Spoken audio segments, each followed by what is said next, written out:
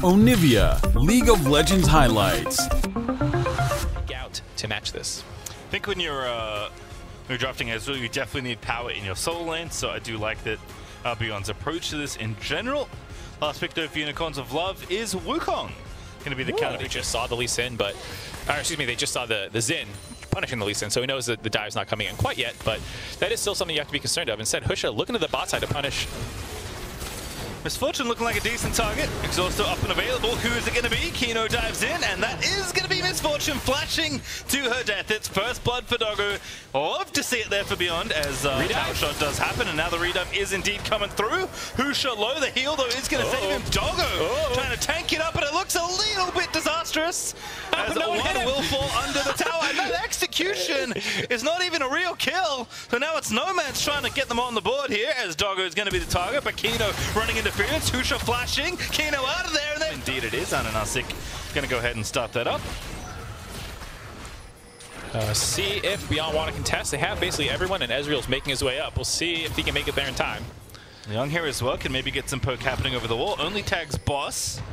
And oh, they're actually trying to pick off the level 6 MF here. That's a pretty good target. Great stun there out of the Syndra. Ulti happens. Exhaust is good, but it's not enough as Husha gets the kill anyway. And now actually the Herald, maybe still something they can take here. Ananasik does have smite, but this Herald's not that low. They tag the eye for the second time, and somehow Husha steals it. It's an absolute tragedy right now for Unicorns of Love as Ananasik is going to pay the extra price going down as well. Well, it's a disaster so far. They've been pretty good.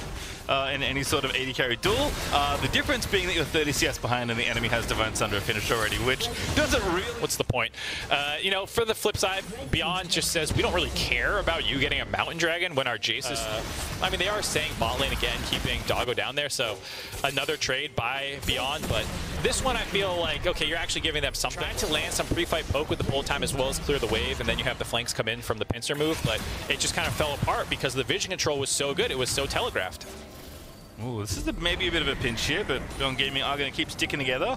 Herald dropped in the mid lane here to try and get some counter play, but Beyond Gaming actually fancy Ananasik as their target here as Boss continues to eat poke to the face. Cinder stun's very nice there. Boss going to get unleashed on, but Doggo getting out of dodge there. Husha diving in, and now it's a 2v3 in the back line, and they're just getting decimated on Unicorns of Love, but they will trade it back and forth there as Moan is going to fall on the other side. Argonaut's still alive for a little while longer, lives to tell the tale, but Doggo flashes in for the max range Q, and he wants blood. Nomad's going to be the next one on the chopping block, and reads to, given how the fight started, with how much pre-fight poke there was, as well as how far they are behind in the game, and you can see the potential of their comp, but Doggo's too clean.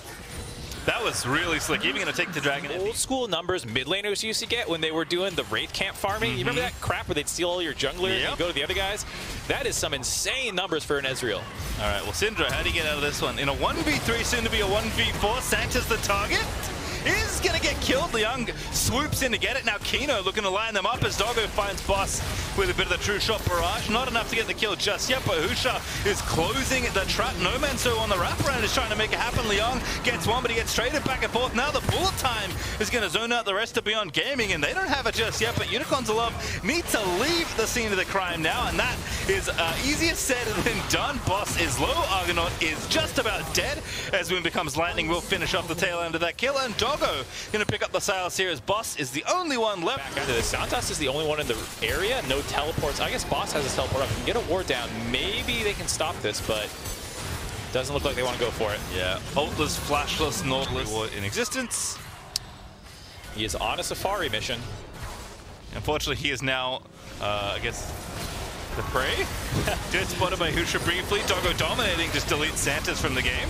And oh my goodness, that true shot barrage did a lot to Argonaut. And Moan's busy fighting a couple, but not going to matter as he finishes off one and the others are going to get grabbed. And now Husha once again with the re-engage as everyone's been poked down low. And Doggo is continuing his reign of terror. Misses the Q finally on camera.